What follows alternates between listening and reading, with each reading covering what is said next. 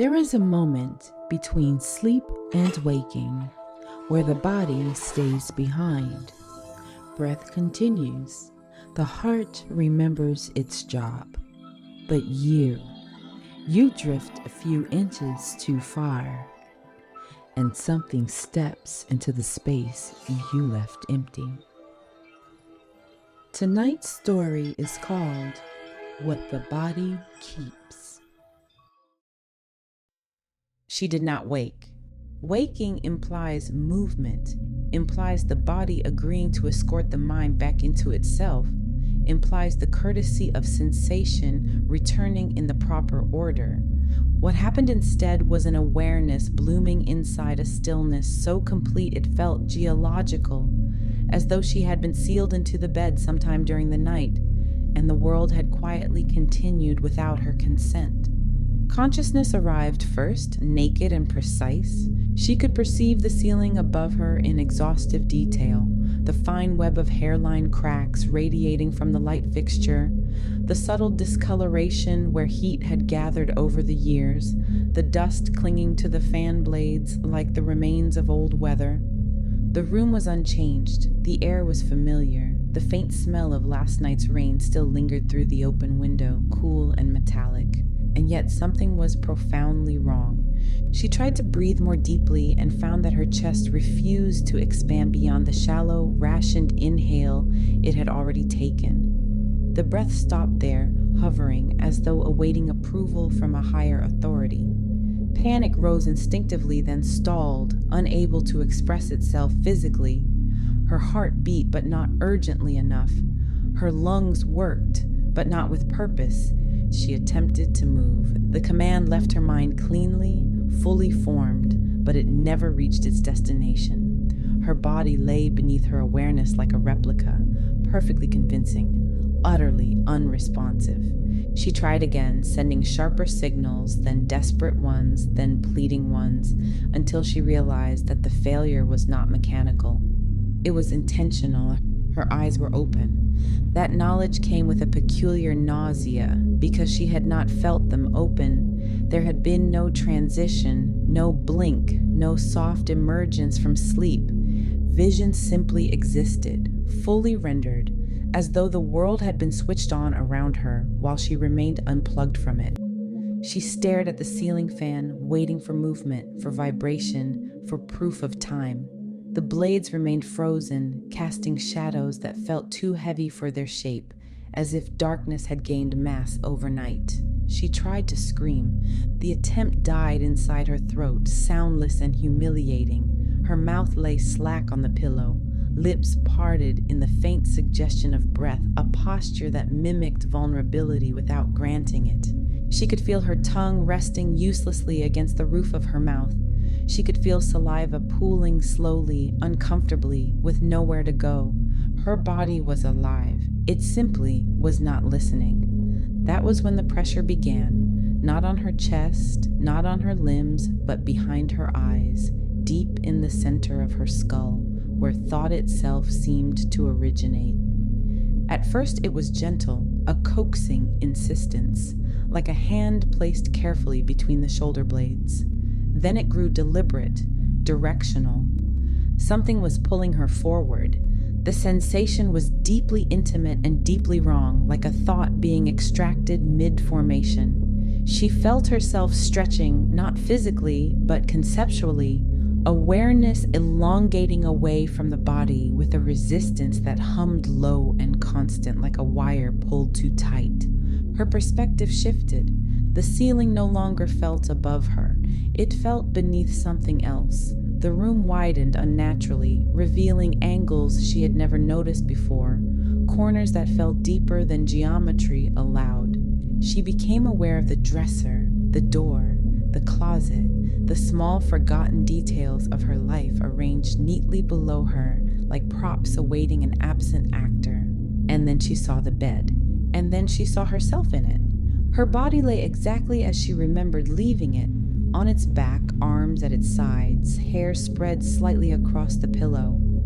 Her face was slack, emptied of expression, lips parted just enough to imply breath without confirming it. The sight of it was unbearable in a way she had no language for. It was not frightening, it was offensive, like seeing something private exposed without permission. That body was her, and she was not inside it. A filament extended between them, thin and luminous, tethering her awareness to the chest below. It vibrated constantly, reacting to her panic, her thoughts, her frantic attempts to return. She could feel it resisting, tightening when she pulled, slackening when she stopped, like a living thing unsure of its loyalty. The pull continued. She rose higher, closer to the ceiling, suspended in a space that felt thinner than air, a pressureless vacuum where sound did not exist because it had never been invented. Her body below looked increasingly small, increasingly final. Something moved. At first, she dismissed it as a trick of shadow, a consequence of terror distorting perception. But the darkness near the closet did not behave like shadow. It thickened. It accumulated.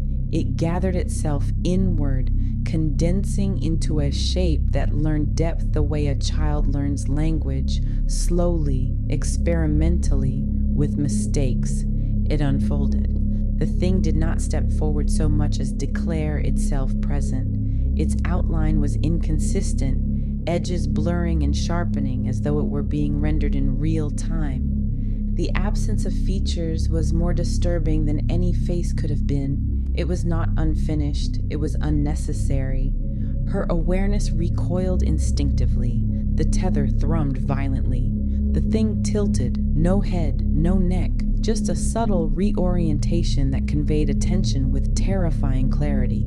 It did not look at her body. It did not look at the room. It looked directly at her. Understanding arrived fully formed, bypassing language entirely. This was not a visitor. It was a witness. Its presence carried the weight of familiarity, like a smell remembered from childhood without context. It had been here before, not just with her, with others, with countless others. It lingered at thresholds, attended transitions, observed the moments when the boundary between states weakened enough to be tested. Sleep paralysis was not a malfunction, it was a rehearsal. Most nights the body held firm. Muscle memory reasserted itself. Awareness sank back into flesh with nothing more than a lingering sense of dread and a story to tell in daylight. But sometimes the body hesitated. Sometimes it clung too tightly or too loosely. And sometimes awareness slipped far enough away to be noticed. The thing drifted closer, passing through the space where air should have resisted it. As it approached, she felt memories surface involuntarily. Not her memories, but impressions of endings. Hospital rooms heavy with antiseptic, beds emptied too slowly, the quiet bureaucratic efficiency of death misfiled as sleep. The tether pulsed. Her body below twitched. Just once. The thing paused. That small movement, a finger curling, a foot shifting beneath the sheet, sent a surge of sensation through the filament. Pain bloomed suddenly, sharp and electric, as her awareness was yanked downward without warning. The thing recoiled slightly, not startled, but annoyed, like a process interrupted. She clung to that pain. She forced herself down the tether, compressing awareness back into the narrow confines of flesh with desperate focus. Sensation returned chaotically. Weight, gravity, the unbearable density of having a body at all. Her lungs burned as they finally expanded, dragging in air like a punishment. She gasped, her eyes slammed shut. Her fingers dug into the mattress, nails biting into fabric, grounding her in texture and resistance and mass. She rolled onto her side, heart hammering violently now, as though it had only just remembered its job. The room returned to its familiar proportions. The closet was empty. The darkness behaved. Morning came eventually, pale and apologetic, and she told herself what everyone tells themselves, that it was neurological, that it was chemical, that the brain misfired while the body lagged behind. But the body remembered, long after the fear faded, long after the logic settled in. She noticed small changes, a hesitation before sleep, a lingering heaviness behind the eyes, the sense sometimes that she was not fully seated inside herself. And on certain nights, when exhaustion weighed heavier than fear, she would feel it again, that gentle pull, that testing pressure. And somewhere beyond the limits of vision, something patient continued to watch, waiting for the moment the body finally failed to keep what it had never truly owned.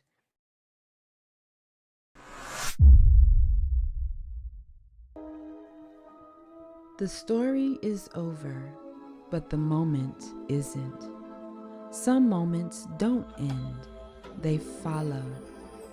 Close the box if you can. This has been a Brass Box story.